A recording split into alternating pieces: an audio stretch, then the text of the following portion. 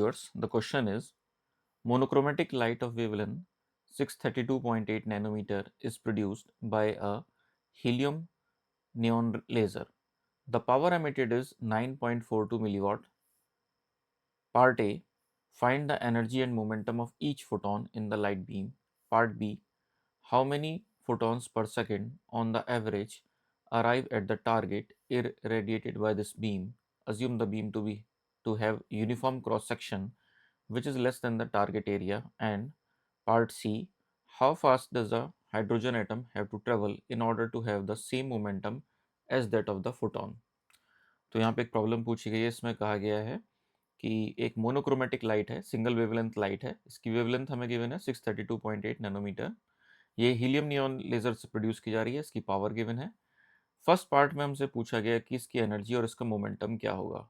तो एनर्जी की अगर हम बात करें तो एनर्जी के लिए फॉर्मूला होता है E is equal to H C upon lambda.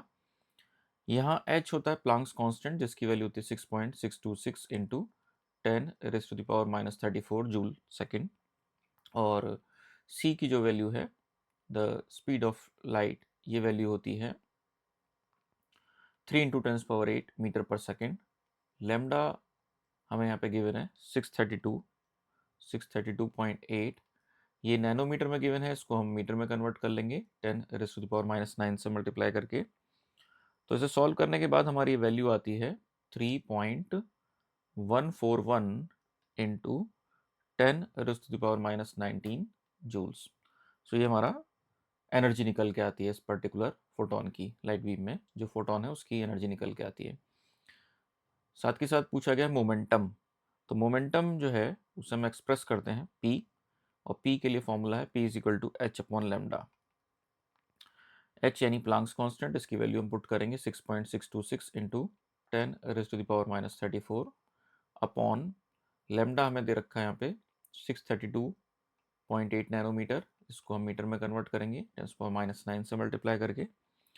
इसको सॉल्व करने के बाद ये वैल्यू आती है 1.047 इंटू 10⁻⁻27 किलोग्राम मीटर पर सेकेंड। तो इस तरह से हमारे पार्ट ए के दो आंसर्स हो गए।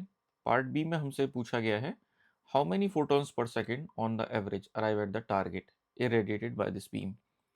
तो यहाँ पे अगर हम बात करें कि एक सिंगल फोटोन की एनर्जी जो हमने कैलकुलेट की है 3.141 इंटू 10⁻⁹ जूल, तो अगर हम n नंबर ऑफ फोटॉन्स मानते हैं तो उनकी टोटल एनर्जी हो जाएगी n इंटू ई पर सेकेंड, और यही किसके बराबर होगी, यही बराबर होगी टोटल पावर के। तो यहाँ से हम कहेंगे कि that n is equal to p upon e. तो इस तरह से p जिसकी वैल्यू हमें दे रखी है, पावर की वैल्यू दे रखी है 9.942 मिली वॉट, इसको हम वॉट में कन्वर्ट करेंगे 10⁻³ से मल्टीप्लाई करके, अपॉन एनर्जी पर सेकेंड हमने यहाँ वैल्यू पुट करी फर्स्ट पार्ट में जो हमने निकाली है 3.141 इंटू 10⁻⁹। इसको सॉल्व करने के बाद n की वैल्यू निकल के आती है, the value of n comes out to be nearly 3 into 10⁻16 photons per second. तो इतने फोटॉन्स पर सेकेंड जो हैं वो एक तरह से अराइव हो रहे हैं टारगेट पे इस बीम के द्वारा। सी पार्ट में पूछा गया है how fast does a hydrogen atom have to travel in order to have the same momentum as that of the photon.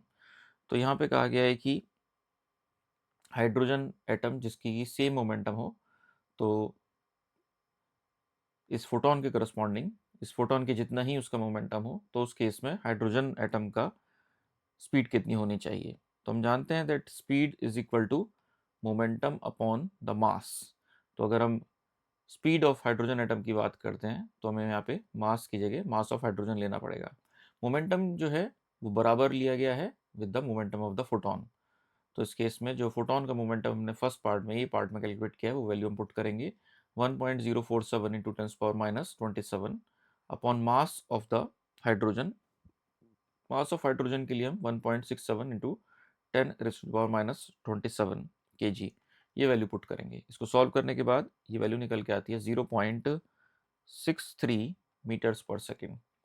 तो इस तरह से हाइड्रोजन की जो स्पीड है जिसका कि सेम मोमेंटम है इस फोटोन के करस्पॉन्डिंग, तो वो निकल के आती है 0.63 मीटर पर second. So this is the explanation of this problem. Hope you understand it. Thank you.